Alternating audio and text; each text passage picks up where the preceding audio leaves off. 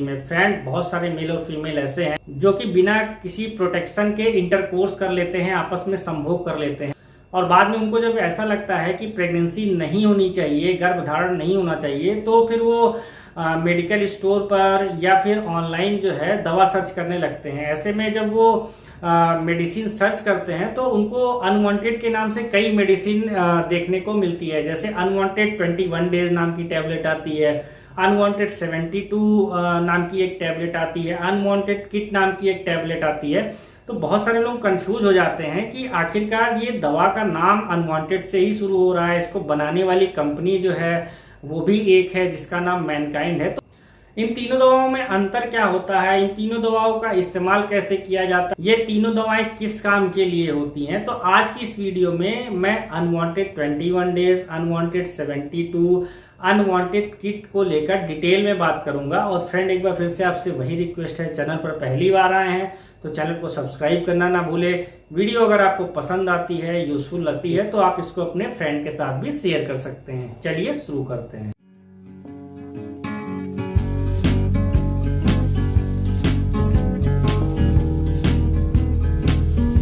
तो सबसे पहले अनवांटेड 21 डेज टैबलेट की बात करते हैं। तो अनवांटेड 21 डेज जो टैबलेट होती है ये गर्भधारण ना हो इसलिए इस्तेमाल की जाती है। अनवांटेड 72 इमरजेंसी कंट्रासेप्टिव पिल्स होती है, यानी ये भी गर्भधारण ना हो उसके लिए इस्तेमाल की जाती है।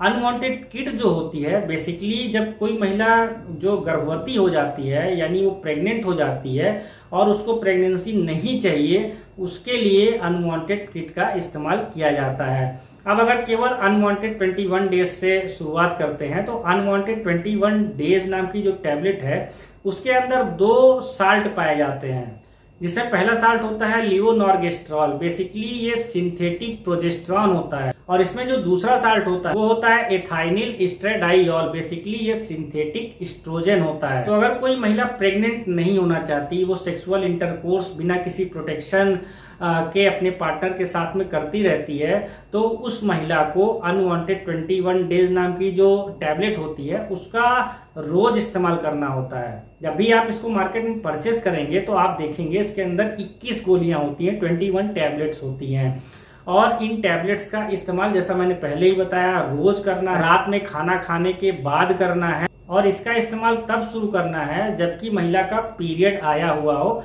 और पीरियड का 5वां दिन हो, यानी पीरियड के 5वें दिन से इसको स्टार्ट करना है और लगातार इसका इस्तेमाल करना है 21 गोली खत्म होने तक। उसके बाद 7 दिन का गैप रखना है। इसके बाद फिर से वही साइकिल, वही प्रक्रिया दोबारा दोहरानी होती है। अब जब कोई जो महिला है इसको लेती रहती है तो वो चाहे जितनी बार अनप्रोटेक्टेड सेक्स करे अपने पार्टनर के साथ में, वो प्रेग्नेंट नहीं होगी, क्योंकि इसके अंदर ये जो दोनों मैंने नाम बताए साल्ट के, ये बेसिकली क्या होते हैं, ये ओवल्यूशन प्रोसेस को रोक देते हैं, यानी महिला के अंदर अंडा को बनने नहीं देते। जब महिला के अंदर अंडा बनेगा नहीं सही से, अंडा जो है वो डेवलप नहीं हो पाएगा सही तरीके से, तो ऐसे में फर्टिलाइजेशन नहीं होगा तो बच्चा पैदा होने का कोई चांस नहीं होता। इसके अलावा एक तरह से और काम करता है कि ये जो महिलाओं का फ्लूइड होता है, जो पानी होता है, उसको काफी ज्यादा थिक कर देता है, गाढ़ा कर देता है, जिससे जो स्पर्म होता है मेल का वो इसी फ्लूइड में फंसा रह जाता है, वो अंडे तक पहुंच नहीं पाता। तो 2 तरीके से ये दवाएं काम करती हैं। अब ये जो अनवांटेड 21 डेज नाम की जो टैबलेट है ये पहले बहुत ज्यादा इस्तेमाल की जाती थी। आज से अगर 5-10 साल पहले देखेंगे तो बहुत ज्यादा इस्तेमाल की जाती थी।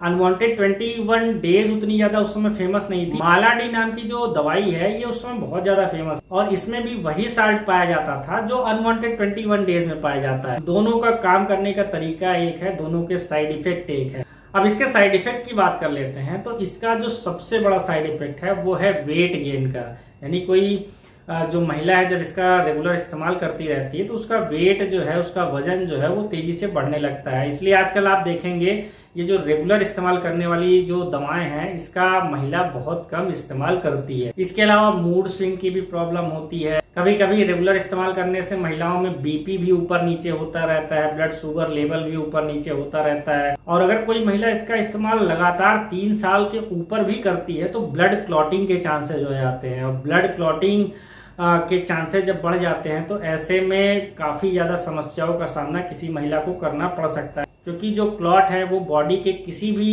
हिस्से में अगर बना है तो वो क्लॉट टूट के ब्रेन में भी जा सकता है, हार्ट में भी जा सकता है। तो ऐसे में दिमागी बीमारी भी हो सकती है, हार्ट अटैक जैसी प्रॉब्लम्स भी हो सकती हैं। ये बहुत ही कम केसेस में देखा जाता है, पर ये इसका साइड इफेक्ट होता है। अब बात कर लेते हैं अनवांटेड 72।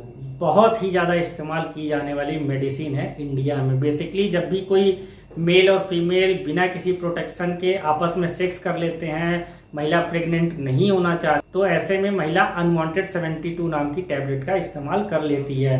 अनवांटेड 72 टैबलेट के अंदर अगर आप साल्ट देखेंगे तो ये लीवोनॉर्गेस्ट्रॉल ही होता है, जो कि सिंथेटिक प्रोजेस्टेरॉन होता है। काम करने का तरीका वही है। ये महिलाओं के अंदर अंडे को बनने ही नहीं देता। जब महिला के अंदर अंडा बनेगा नहीं तो पुरुष का जो शुक्राणु है वो अंडे से मिल नहीं पाएगा, निषेचन नहीं होगा, फर्टिलाइजेशन नहीं होगा और महिला प्रेग्नेंट नहीं हो पाएगी।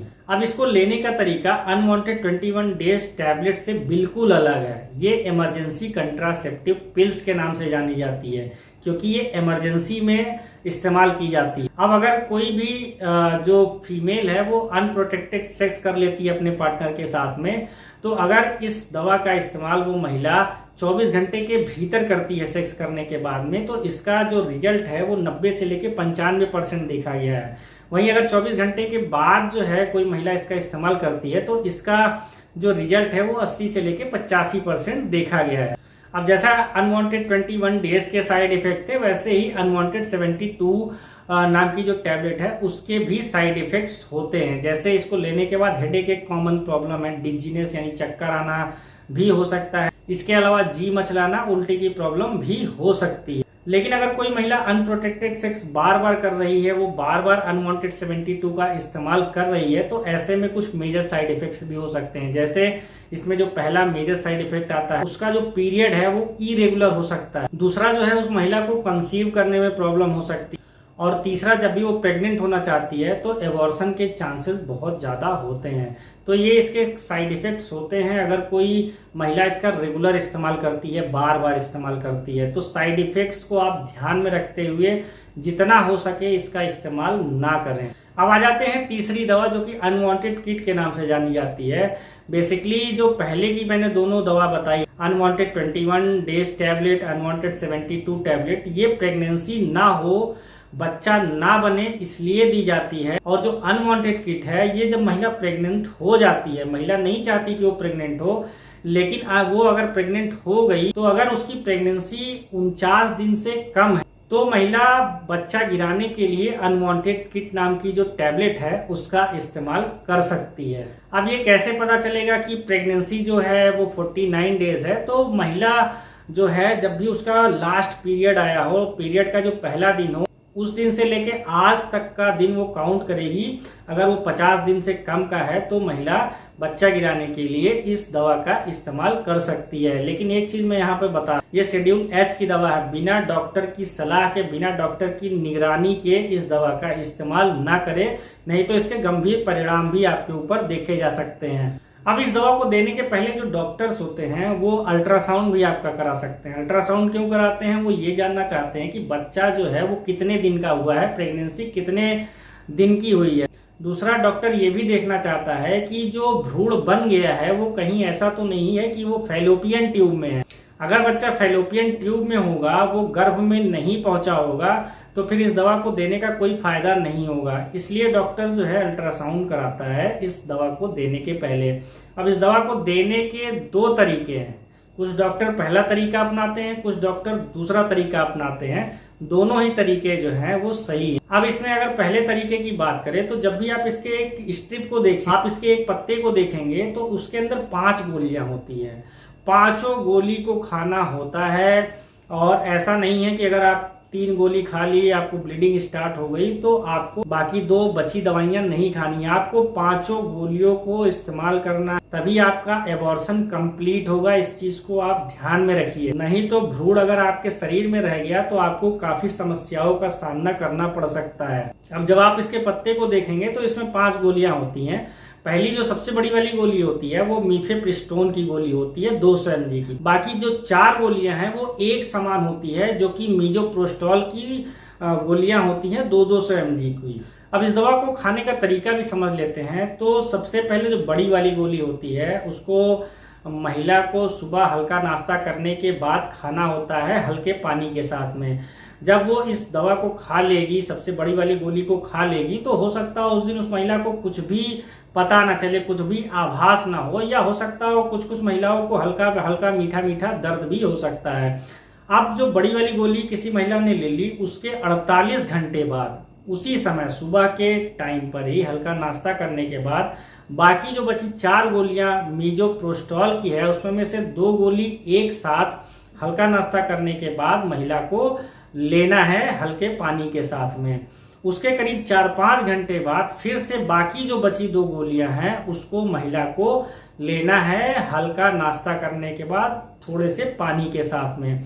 अब जब महिला इन 5 गोलियों का इस्तेमाल कर लेगी तो फिर ब्लीडिंग स्टार्ट होती है, हल्की हल्की ब्लीडिंग उसी दिन हो सकता हो स्टार्ट हो, या अगले दिन ब्लीडिंग स्टार्ट हो सकती है। ब्लीडिंग के साथ में हो सकता हो कि क्लॉट्स भी आए, जो कि भ्रूण का पार्ट होता है, तो उससे घबराने की जरूरत नहीं है। अब ये जो ब्लीडिंग है वो 6 से लेके 10-12 दिन तक चल सकती है। अगर किसी महिला की ब्लीडिंग 6 दिन से पहले ही बंद हो जा रही है या 12 दिन के बाद भी लगातार हो रही है, तो ऐसे में ये चीज डॉक्टर को बताने की जरूरत है, बिल्कुल भी छिपाना नहीं है।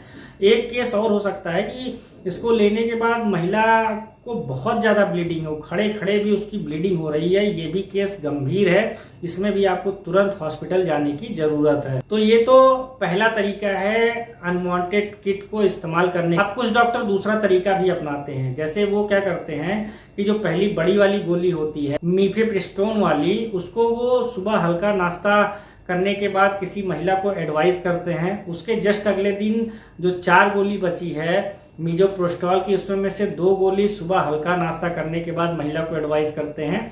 उसका जो तीसरा दिन आता है, बची जो 2 गोलियां होती हैं उसका सुबह हल्का नाश्ता करने के बाद महिला को एडवाइस करते हैं। तो ये भी जो है प्रोसेस ठीक है, इसमें भी बहुत सारे डॉक्टरों को अच्छा रिजल्ट मिलता है, और जो पहले मैंने बताया उसमें भी बहुत सारे डॉक्टरों को सेम रिजल्ट मिलता है। तो हर डॉक्टर की अपनी प्रैक्टिस जो है वो डिफरेंट है, तरीका अलग अलग है, लेकिन काम जो है वो एक ही है। तो मेरे ख्याल से अब आपको unwanted 21 days, unwanted 72, unwanted kit में अंतर समझ में आ गया होगा। अगर कुछ चीजें आपको नहीं समझ में आई है तो आप मेरे कमेंट बॉक्स में कमेंट करके मुझसे पूछ सकते हो। आपका बहुत बहुत धन्यवाद।